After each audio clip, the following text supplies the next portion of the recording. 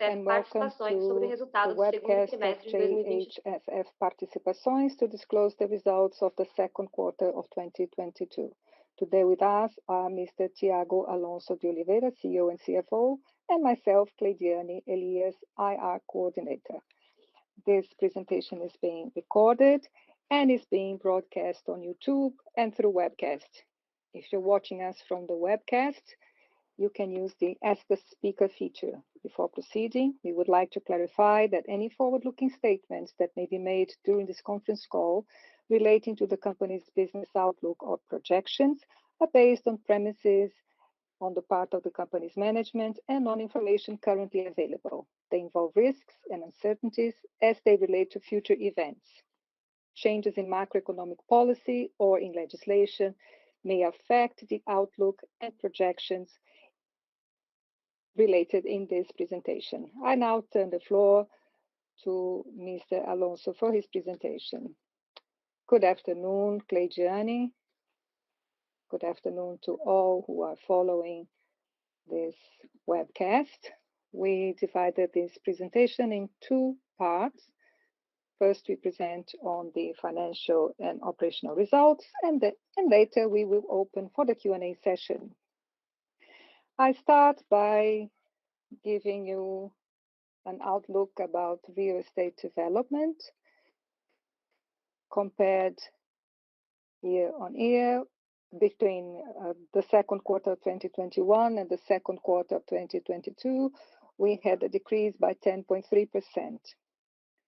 Since there was a difference in the breakout and in the mix of products from the Boa Vista complex to the Cidade Jardim complex, this is a more balanced situation between sales of these two complexes. This is interesting because the profile of these developments, which now account for a greater share, those from Cidade Jardim, will have an impact on how we account for the sales derived from these sales. So these are the effects of POC, which we are going to present a bit later. As regards the breakdown, you can see that in Q2 21, 17% were real estate products, whereas in the second quarter of 2022, it's 50%. These real estate products have their revenues recognized as the works progress. So this is revenue to perform, and what we mean here is that we have the revenue which was performed throughout the last year, and then on the right-hand side of the presentation, you see our receivables, the performed and to be performed, 11.6%. And when you look at the gross revenue, it's worth highlighting that in the second quarter of last year, we accounted for the sale of 100 million of a plot which was sold to XP Investimentos. This was a one-off event. And when we look at the gross revenue, we have now 30% less than last year in Q2, but this includes the POC revenue, which has not been yet appropriated for those sales that were made throughout the quarter, and this accounting will happen in the next few quarters.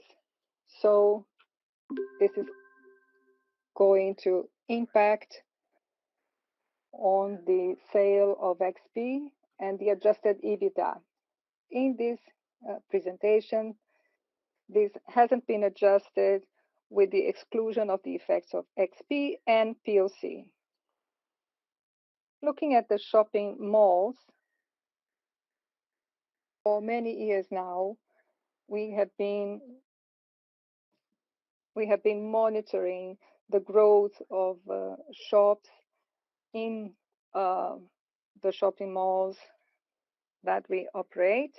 And this has to do with the income.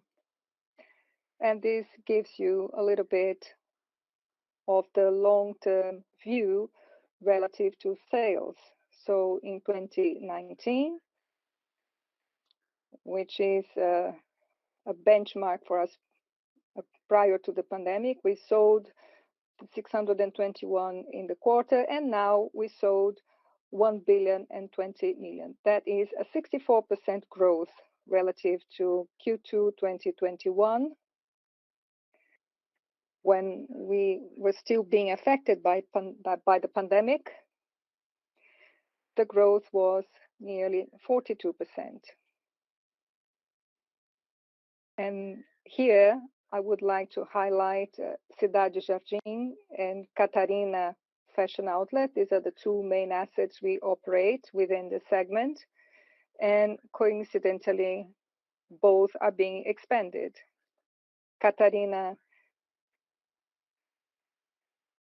halfway through the expansion, and Cidade Jardim's expansion is practically completed. And as soon as we inaugurate this, we will see a growth in terms of sales on the part of the stores, and also what we will derive as revenue for the company. Relative to last year, our retail and digital division grew 53%, so very nice growth for our top line. In terms of operational indicators, all of them, SSS, SAS, etc., are above 30% relative to Q2 2021. And if we compare them with 2019, they have grown above 40%. The total indicator of sales and the S indicators are tracking each other. We closed the quarter with a rate of occupancy of 96.6%, and in the main two shopping malls, practically there are no vacant shops. On the other hand, also, the cost of occupation is very competitive, and it's at 8.9% in the quarter. In terms of gross revenue from this division, relative to last year, we grew virtually 61%, or 104% relative to 2019. And this has a positive impact on the adjusted EBITDA. We saw a growth of practically 37% relative to Q2 21. Speaking of hospitality and gastronomy, all the operational indicators grew, 99% in FPAR, number of couverts sold, 72%, and average couvert, 19% relative to Q2 2021. And we also have a benchmark in 2019. And what we can say is that all the operational indicators of this division are way above the benchmark in the period prior to the pandemic. In terms of gross revenue, it grew 86% relative to Q2 21, and we reached approximately 94 million. When we look at adjusted EBITDA and EBITDA margin, there was considerable growth in margin and in the nominal EBITDA.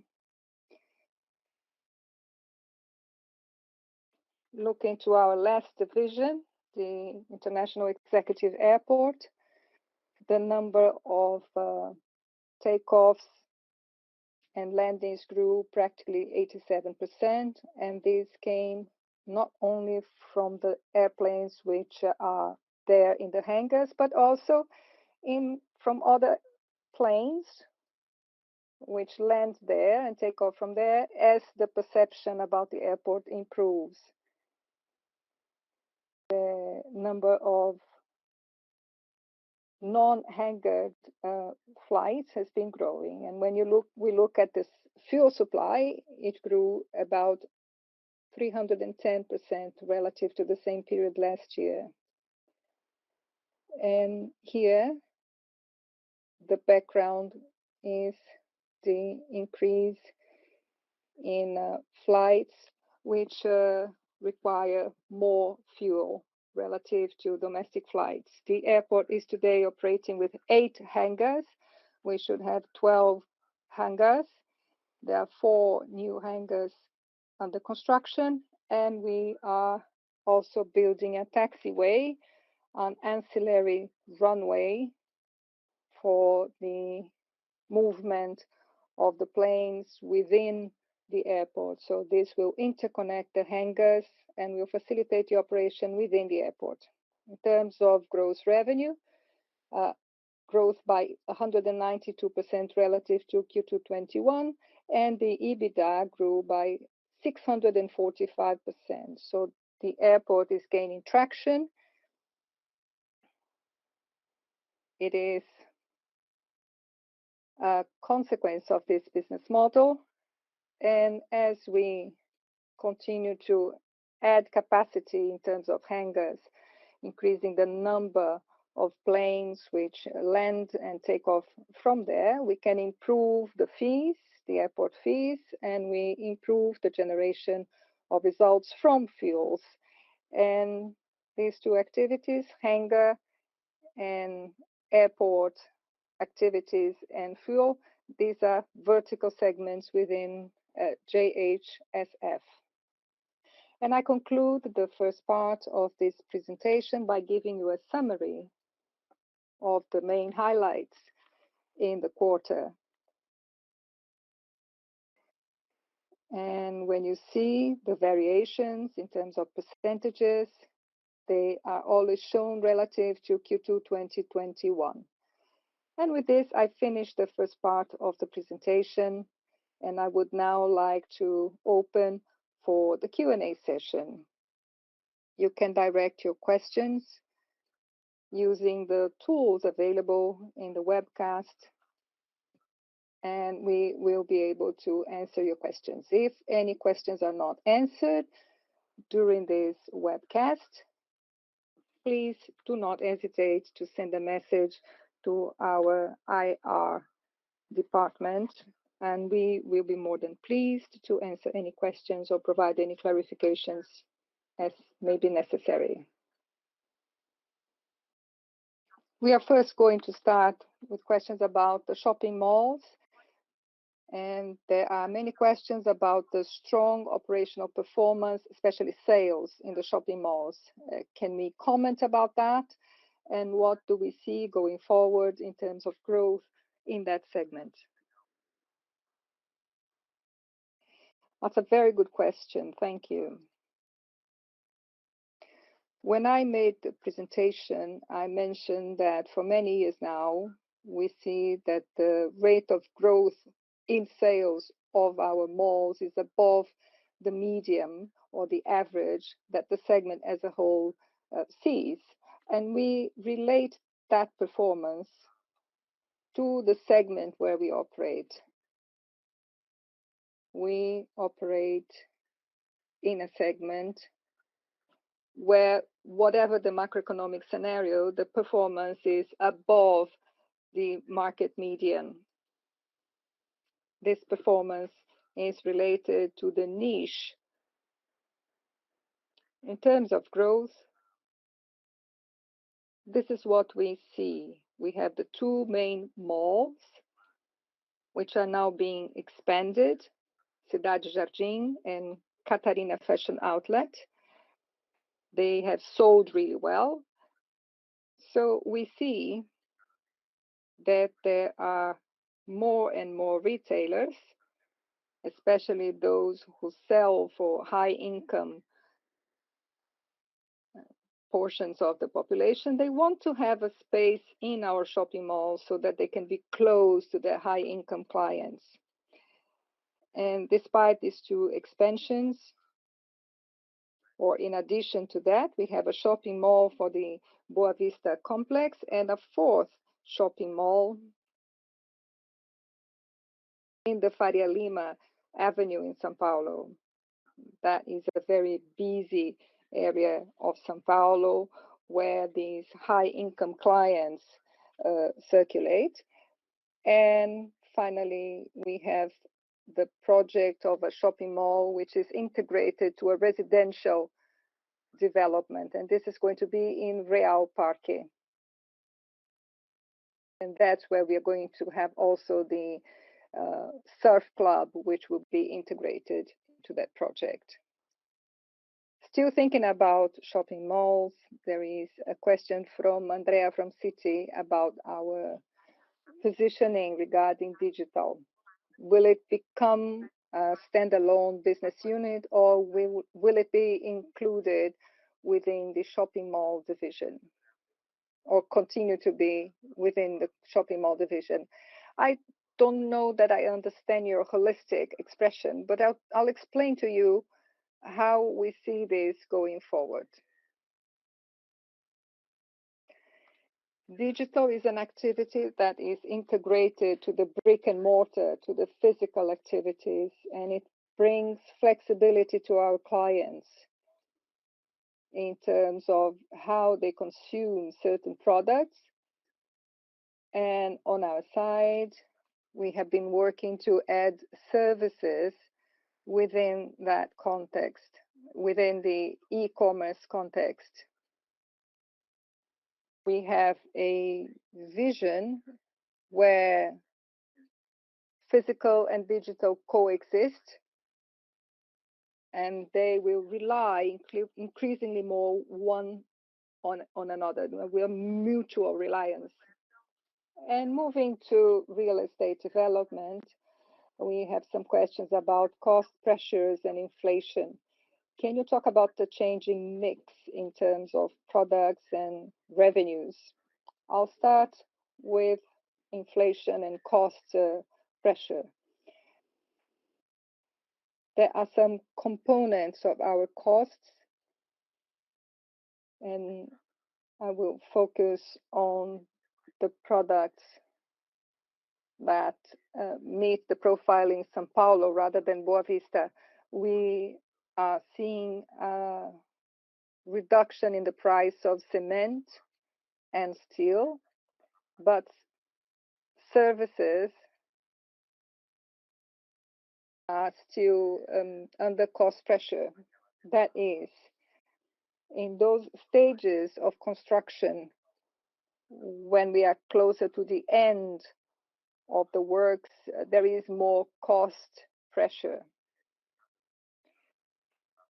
This has not compromised the margins of these products, and therefore this is well managed, generally speaking. The second part of the question has to do with the change in the mix. For us to have 2 or 3 poles where we generate real estate business, this is something positive. It allows us to be flexible in terms of serving our clients. So this year, there is a greater inclination towards urban products rather than second homes. And with this, we transitioned, and there was the sales were very strong at the Boa Vista complex. This went down a bit, but sales in the city of São Paulo picked up, especially in Cidade Jardim. So this change happened because we have this land bank and we have products that have been launched or that are about to be completed, but we still have some inventory that allows us to serve this client base. Still speaking about real estate development,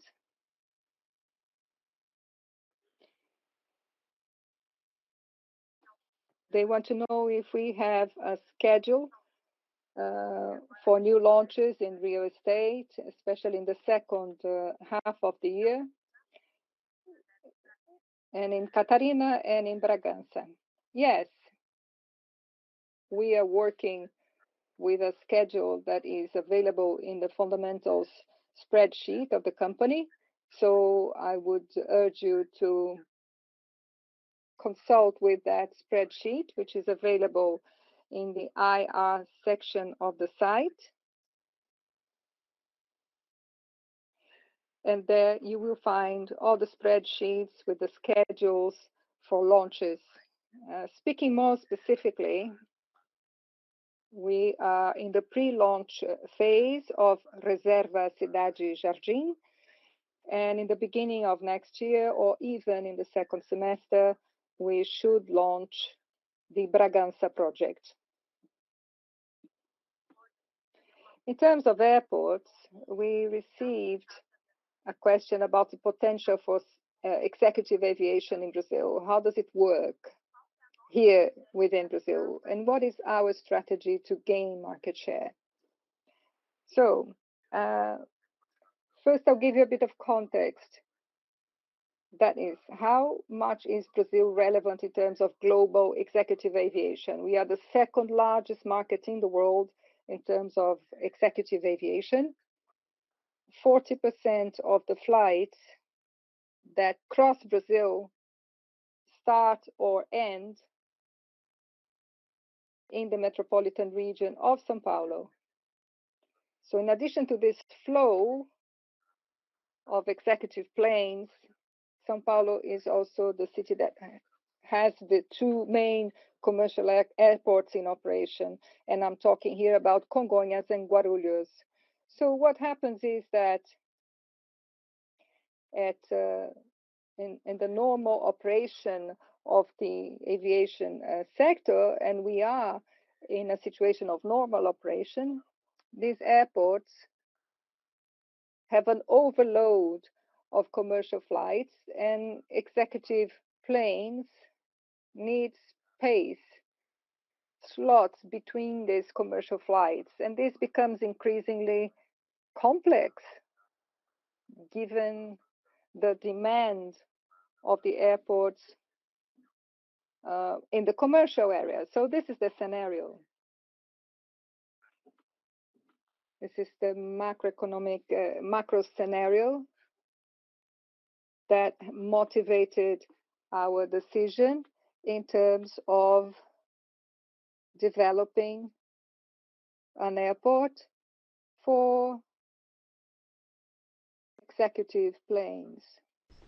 This airport is São Paulo Catarina Executive Airport, an airport which is 30 minutes away from the center of São Paulo, and it also provides a helicopter service to bring clients who operate their planes through Catarina, so they can be also taken to São Paulo through helicopter.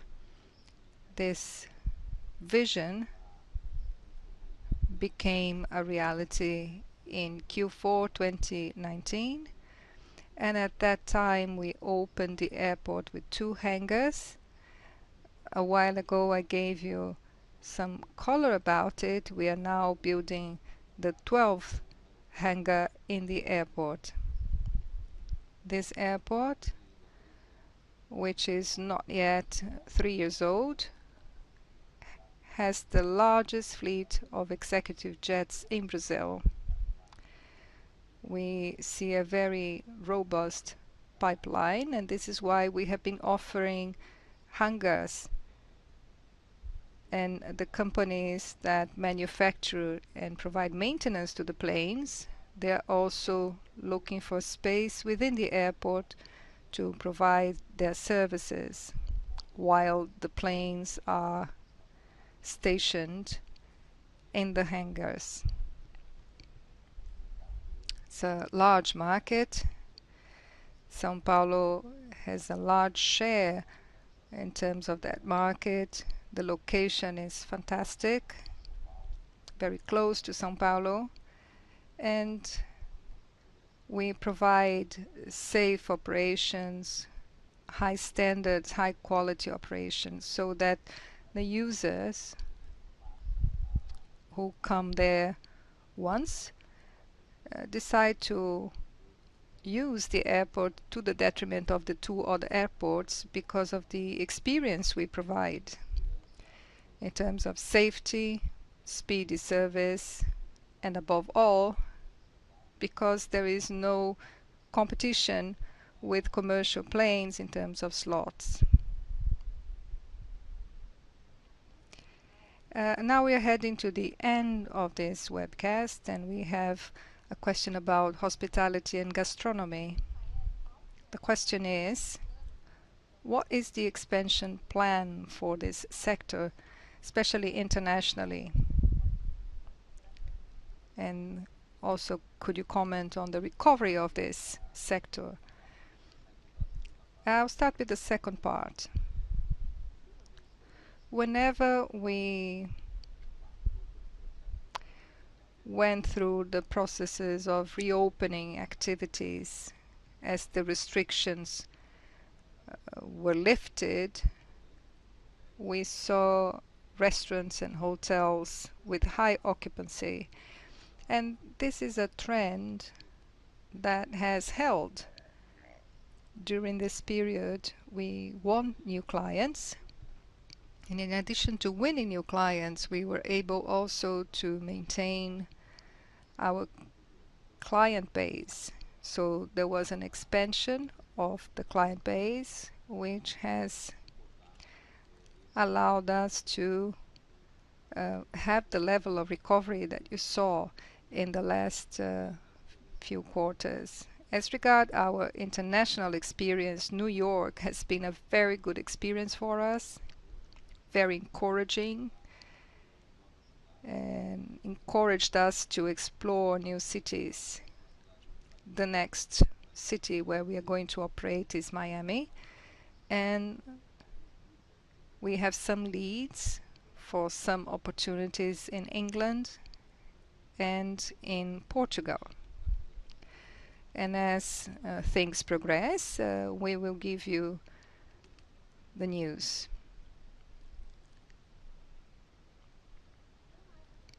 So these were the main questions, Tiago. I would like to thank you all. Thank you very much, Cleide, for collecting the questions, summarizing them.